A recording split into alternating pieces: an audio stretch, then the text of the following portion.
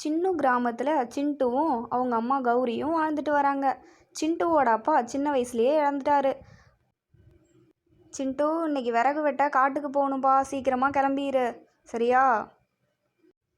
மழை வேற வர மாதிரி இருக்குப்பா, சீக்கிரமாக கிளம்பு. நம்ம போயிட்டு சீக்கிரமாக வெட்டிட்டு வந்துடலாம். நிறைய குச்சிகளை வெட்ட வேண்டி இருக்கு. சரிம்மா, வாங்க போகலாம், போய் வெட்டிட்டு வரலாம்.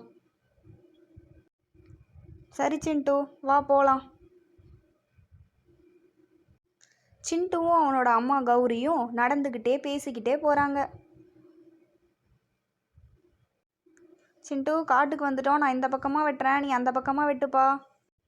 சரிங்கம்மா, நான் இந்த பக்கமாக வெட்டுறேன், வாங்க போகலாம். அடடா, என்னடா கண்ணு, மழை வருது? ஆமாம்மா, மழை வருதுமா, வாங்க போகலாம் வீட்டுக்கு. சிண்டுவும் கௌரியும் சோகமாக வீட்டுக்கு நடந்து போனாங்க. கவலைப்படாதீங்கம்மா, நாளைக்கு விறகு வெட்டிக்கலாம். வாங்கம்மா, வீட்டுக்கு போகலாம். கௌரி வீட்டுக்கு போனதும் கவலையில் படுத்துட்டா. அம்மா, யாரோ கூப்பிடுறாங்கம்மா. சிண்டுவும் கௌரியும் போய் பார்த்தாங்க. ஏ கௌரி, உனக்கு வீட்டு வாடகை ஒழுங்காக கொடுக்க தெரியாதா? நாளைக்கெல்லாம் கொடுக்கலனா வீட்டை விட்டு வெளியே போயிருங்க. கௌரிக்கு என்ன செய்யறதுனே தெரியல, ஒரே கவலையில் இருந்தா.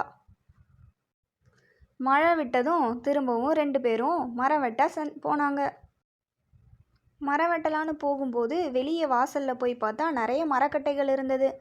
என்னடா, நம்ம வீட்டுக்கு முன்னாடி மரக்கட்டைகள் இருக்கேன்னு பார்க்கும்போது ஒரு அழகான குருவியும் ஒரு கோடாரியும் இருந்துச்சு. அப்போ தான் கௌரிக்கும் சிண்டுக்கும் புரிஞ்சுது அது ஒரு மாயக்குருவின்னு. கௌரி, உன்னை எனக்கு நல்லா தெரியும். உனக்காக இந்த மாயா கோடாரியை நான் பரிசாலிக்கிறேன்.